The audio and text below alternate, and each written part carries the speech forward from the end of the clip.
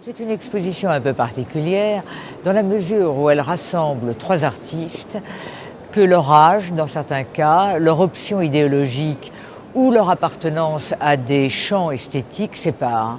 3 artistes qui sont reliés par quelque chose d'extrêmement fort quand même, c'est le monde caraïbe.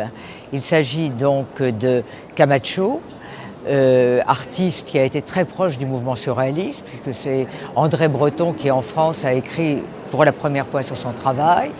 Ces dernières années, il vit entre l'Espagne et la France, mais il a accompagné de très près le mouvement surréaliste à partir du début des années 60. C'est un monde marqué par l'alchimie, marqué aussi par le souvenir des Indiens d'Amérique du Nord, le monde des Hopis notamment.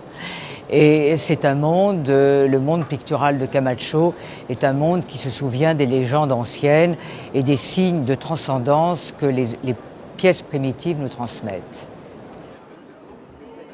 Hervé Télémaque, haïtien d'origine, qui a été un des éléments fondateur de la figuration narrative apparu en 1965 en France. Et c'est un artiste qui a toujours fait jouer ses formes en relation avec le langage et avec le mot.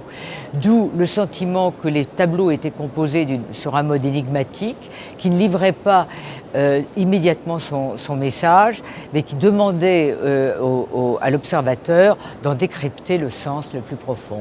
Je suis parti de ce bassin caraïbe, particulier, chargé d'histoires contradictoires, l'esclavage, la colonisation. Je suis de culture française. Haïti, c'est Saint-Domingue, en fait, c'est, comme vous le savez. Et au fond, très naturellement, pour un Haïtien, un peintre haïtien, c'est la quête de soi. Qui sommes-nous, fruit de métissage tellement compliqué, tellement multiple? La peinture a été pour moi un instrument magnifique de quête de moi-même, si vous voulez. Alors, les tableaux qui sont ici sont des tableaux extrêmement récents. Il est intéressant de voir comment, dans le langage d'un artiste, les formes évoluent du statut froid du pop art chez Télémaque à ce monde légèrement impressionniste qui, aujourd'hui, donne le sentiment que les formes cherchent à naître sur des fonds qui les emprisonnent. Et puis Cacho, jeune Cubain, qui a une réputation internationale aujourd'hui bien assise et qui bénéficie d'un statut un peu particulier dans la mesure où c'est un artiste qui peut voyager aussi bien entre Cuba et les États-Unis qu'entre Cuba et l'Europe. Voilà.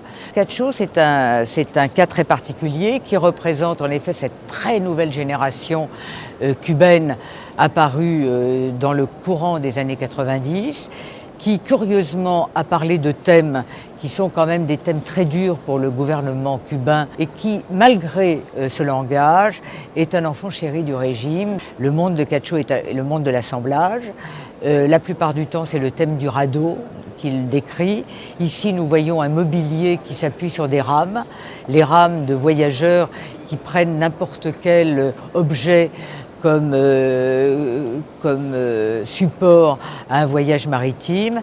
Et d'ailleurs, il y a une pièce de Cacho tragique où l'on voit un radeau qui s'appuie sur des bouteilles de dextrose, la dextrose étant le produit, le goutte à goutte, que l'on donne à des personnes qui sont en train de mourir.